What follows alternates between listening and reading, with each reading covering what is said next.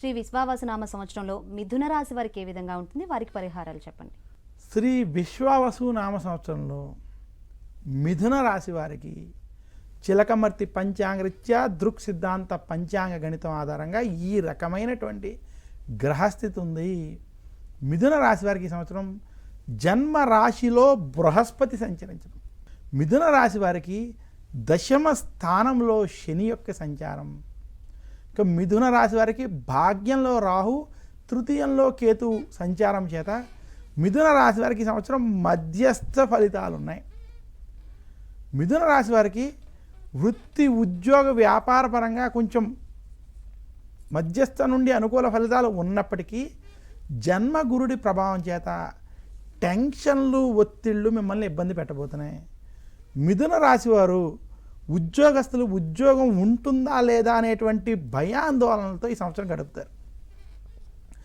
జన్మ గురుని ప్రభావం చేత ప్రతి పని టెన్షను, ఏ పనైనా దగ్గరికి వచ్చి కొంచెం రావాల్సిన పని అందాల్సిన పని అందలేనటువంటి స్థితి లేదా కొంచెం దూరంలో ఆగిపోయేటువంటి స్థితి మీకు కనపడుతూ ఉంటుంది.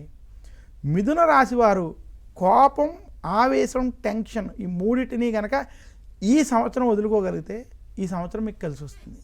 కానీ ఈ సంవత్సరం ఈ మూడు కొంత మిమ్మల్ని ఇబ్బంది పెట్టేటువంటి స్థితి జన్మ గురుని ప్రభావం చేత స్పష్టంగా కనపడుతుంది.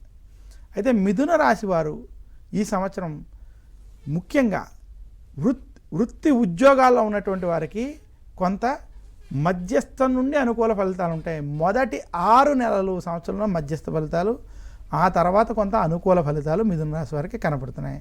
ఇంకా మిథున రాశి రైతాంగం, సినీ రంగం, మీడియా రంగం వంటి రంగాల్లో ఉన్నటువంటి వారికి మధ్యస్థ ఫలితాలు ఉన్నాయి. మిథున రాశి వ్యాపారస్తులకి వ్యాపారంలో కొంత ఇబ్బందులు కలగడం, రావాల్సిన ధనం సమయానికి రాలేనటువంటి పరిస్థితి, టెన్షన్లు పడేటువంటి స్థితి స్పష్టంగా కనపడుతుంది. అలాగే ఉద్యోగులు కూడా మీతోటి కొంత ఇబ్బందికరంగా వ్యవహరించేటువంటి స్థితి మిథున రాశి వారికి కనపడుతుంది.